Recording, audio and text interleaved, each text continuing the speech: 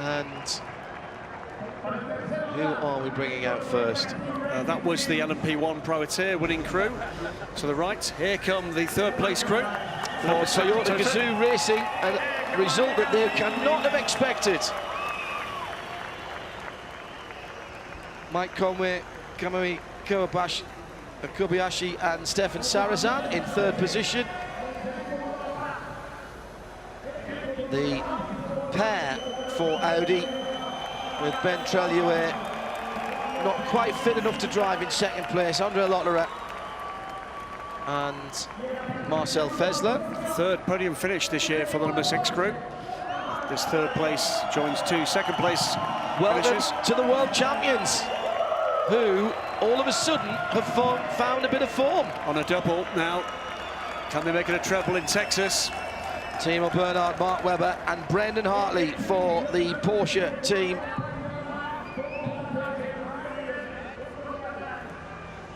Yeah, great camaraderie here. I think eventually Andre Lotterer knows at the end of that race it was his best he could do, and that was a good call at the end with tyres. Loved it. There to protect the really position, brave. And it worked. And now the national anthem of the winning entrant Porsche.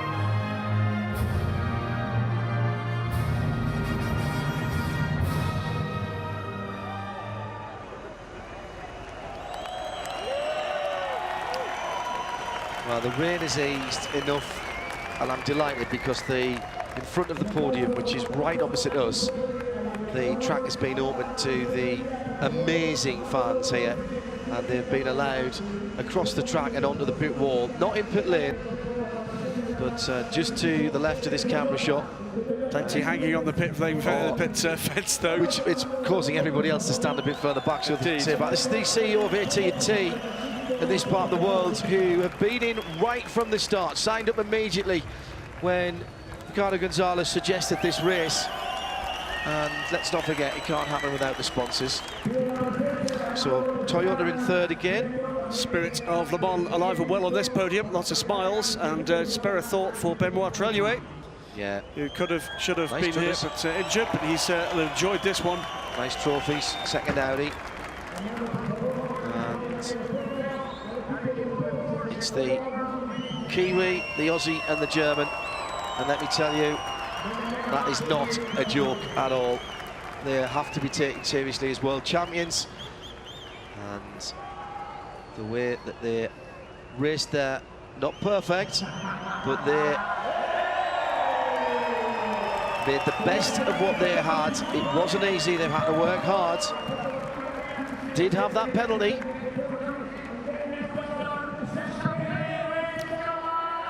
So hang on, why have the Antipodeans scooted? Oh, they got rid of their helmets is what they did, so they're behind a little bit in terms of getting the champagne open.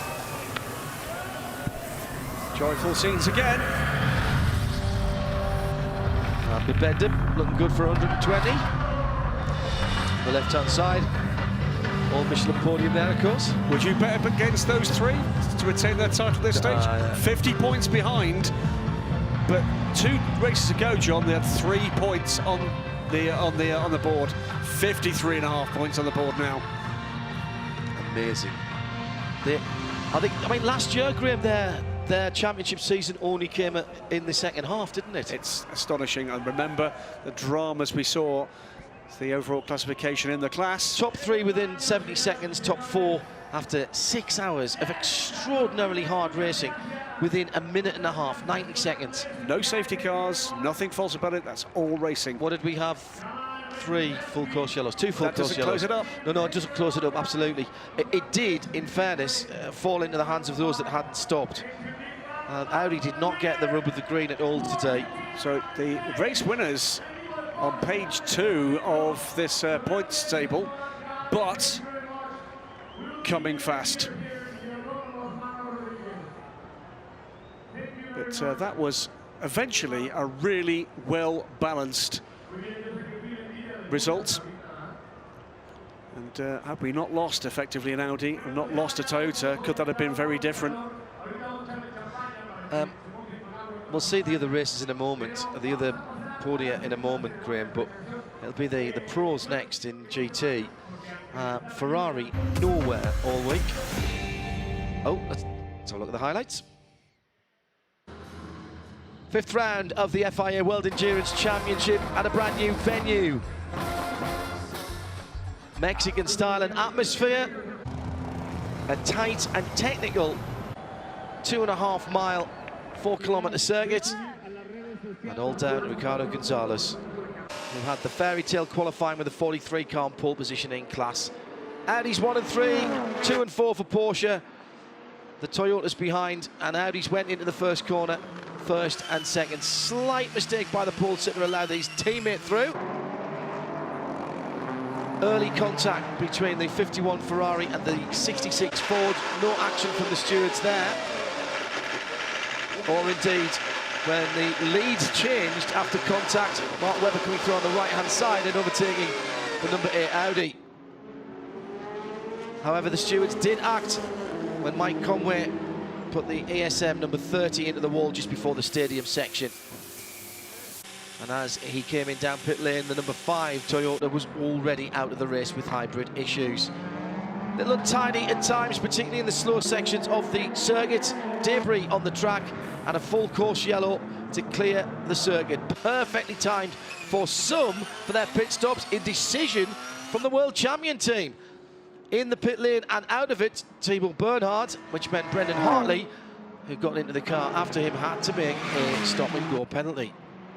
We've had great battles throughout the last couple of years from Porsche and Audi, and it ebbed and flowed between the 2 German marques again here in Mexico. Like Duval losing 2 positions to Porsches, but putting up a stout defence. Key part of the race for the number 8 Audi, they went on to the slick intermediates. Ollie Jarvis was soon off the track, but it was nothing to do with the tyres. In the rain, it had been a left front bearing that had given up. Significant impact, and the car never really recovered, although it did come out to take half a point by doing the last lap.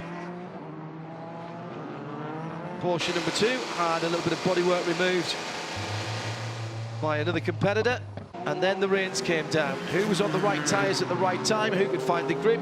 All of a sudden, Toyota came to life, and the remaining number 6 car, with Stefan Sarazan at the wheel, doing a great job. It looked like the LMP2 victory was going to G-Drive until a brake disc exploded, and then the fairy tale was back on again for the 43. In GT, number 88, Abu Dhabi Proton was anchored to the line by Pat Long. In GTE Pro, it was Darren Turner who brought the 97 Aston Martin home. And yes, big news all over Mexico City and Mexico. The Ligier of RGR Racing, the Mexican team, won LMP2, whilst the world champions, Thibaut Bernhard, Brendan Hartley and Mark Webber took the race by just over a minute.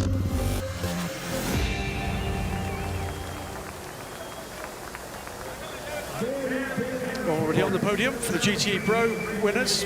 Aston Martin 1-3, Nicky T, Marcus Sorensen in 3rd, James Collado, Jimmy Bruni in 2nd, and Don, a fine win there from the number 97 crew, Richie Stanaway and Darren Turner. Aston Martin score another win in the FI World Endurance Championship. Ferrari not happy about the balance of performance here. Oh, let's have the national anthem first for the winning entrant Aston Martin.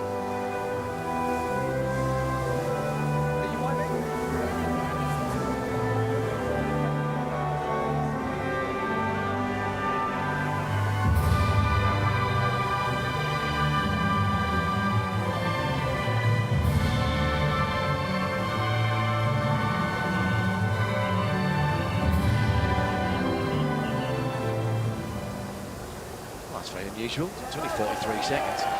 Ferrari complaining a little bit about the balance of performance, both the turbo and the naturally aspirated cars, and yet at the end of the race, Graham, they've got 2 cars on podiums. Absolutely. Absolutely. Another win for Aston Martin Racing in the World Endurance Championship. As I said, it's the first of the season for the number 97 crew. And I'm just checking, that is, I'm pretty certain, John, the first World Endurance Championship GT Pro win for Dunlop. Yeah, big story for Dunlop. First and third, Michelin on second spot.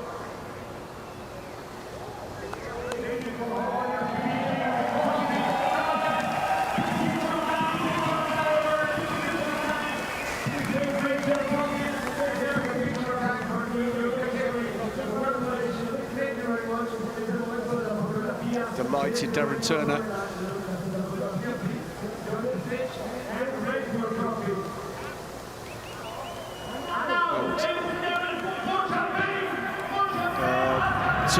Poor show from Turner there, late to the punch with the champagne cork.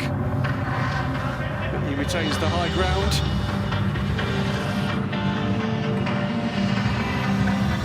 Can't say it there. The chief engineer, Aston Martin Racing, delighted with that one. They worked very hard indeed for that.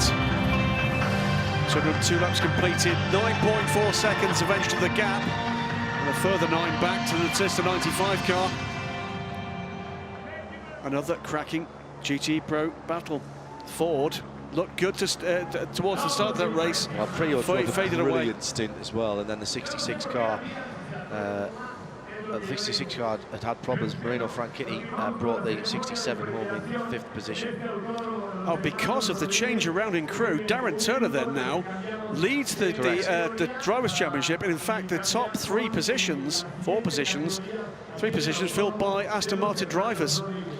2 AM wins for Dunlop in the championship, but first pro win. You're absolutely correct, Graham. Thank you to Philippa for confirming that. And Aston Martin lead by 3 points from Ferrari, Ford and Porsche, and also ran in a GT championship. Just shows how hard it's been for those guys. Wow, could this be the dream year for Aston Martin Racing? It'd be extraordinary. Now hang on, is this by any chance a local favourite? Well, this could be just a little bit of cheering here. 3rd position for ESM, 2nd time on the podium in 2 races for ESM, and for Ryan DL, Luis Philippe Durrani, Pimo Durrani and Chris Cumming. 2 3rd places in a row for the 31 squad.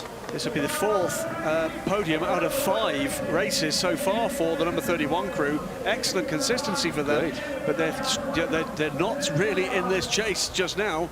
2nd position after a fine fight from the championship leaders. That will do them no end of good. Extends their championship lead. 1.9 seconds at the end for Nico Lapierre, Gustavo Menezes and Stefan Riquelme, and somebody local winning. And do you know what? Everybody in the pit lane is loving this. There is not a team other perhaps than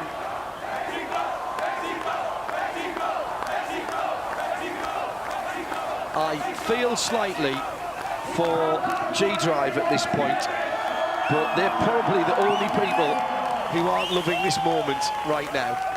For good reason. Well, yeah. 2nd failure in a row. Yeah. When leading the race. And again, absolutely nothing they could have influenced to make that any difference. Oh, bit of a premature evacuation of champagne there. And we are going to hear the Mexican national.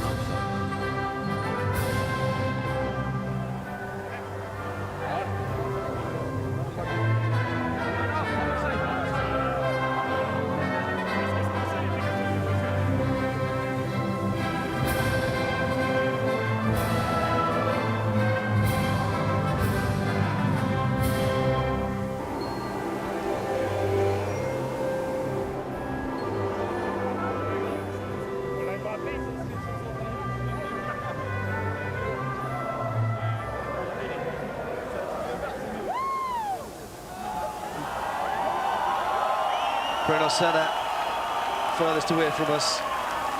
Ricardo Gonzalez and Philippe Albuquerque. The national anthem is going to be finished here.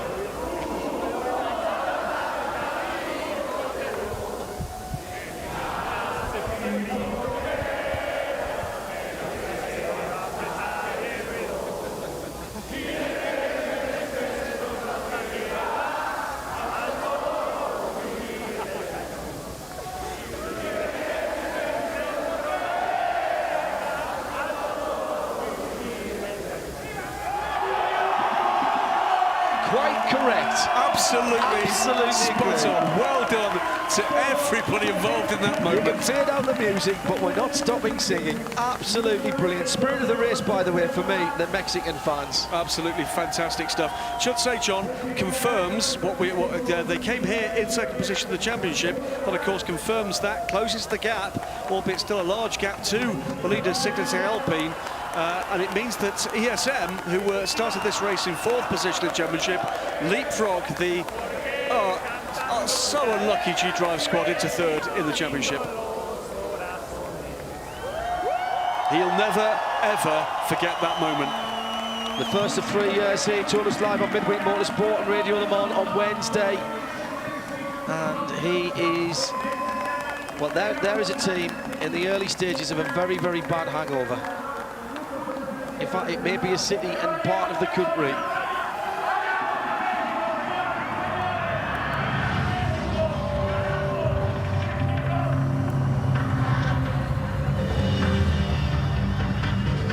He's doing his best to fight it off. Another Dunlop victory, of course, with Michelin on the podium as well. And ESM still learning the Michelin tyres, quite honestly, telling me that earlier on today, and they've had that consistency, Graham, as you said, with the podium finishes. We've got a tyre war here in LMP2 now towards the end of the season, and it's adding a bit of spice. Well, what dramas await as this championship develops. Signatec Alpine have had a great run, but RGR, another result like this, and it could be very different coming into the final couple of races of the season, and with in the nicest possible way, vengeful G-Drive, well caught, catch.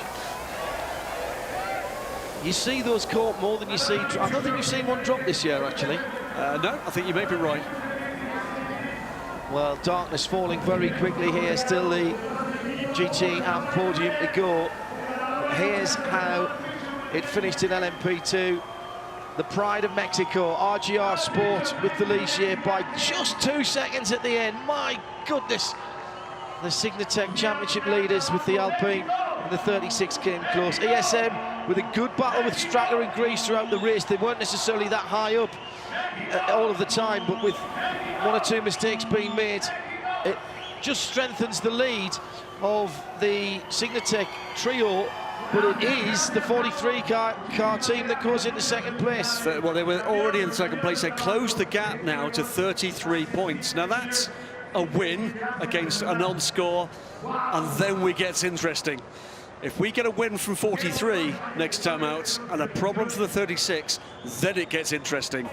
Not that this wasn't enthralling stuff for the full 6 hours.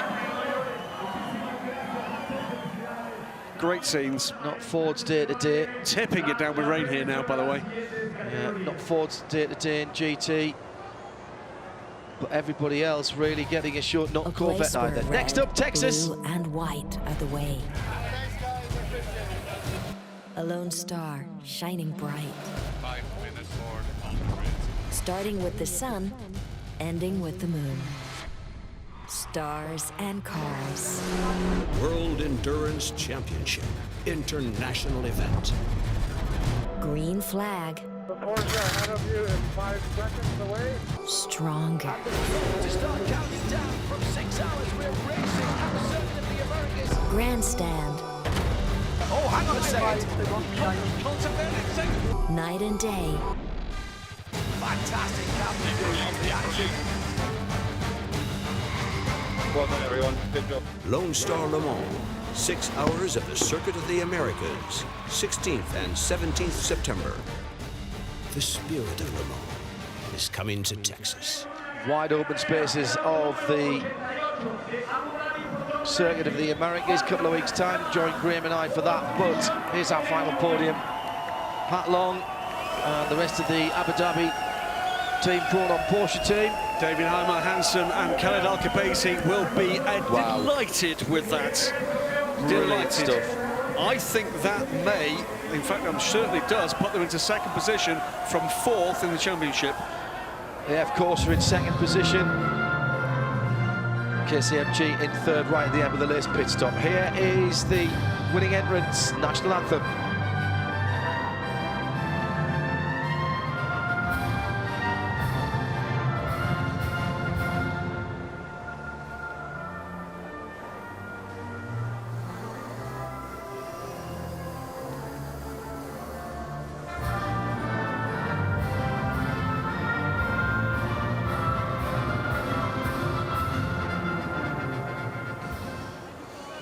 Not very often that we hear the national anthem of the United Arab Emirates.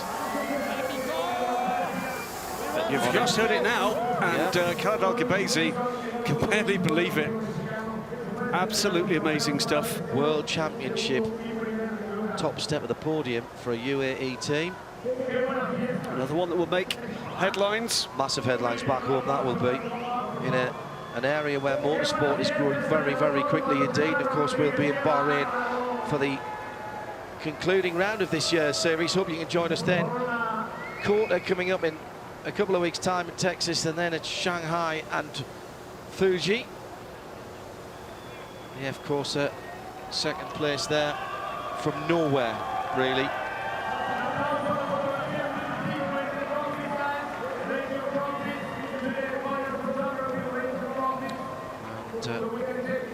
KCMG in third position. Just We'll confirm, John, it is the first time we've had a win from Abu Dhabi Proton Racing. It's the first time we've had the UAE team and the first time we've had a Mexican team win in the FIWC. That podium tells you all you need to know about the FIWC. There's tradition with Ferrari and Porsche, but also new with Hong Kong and UAE. Bye from Graham and me.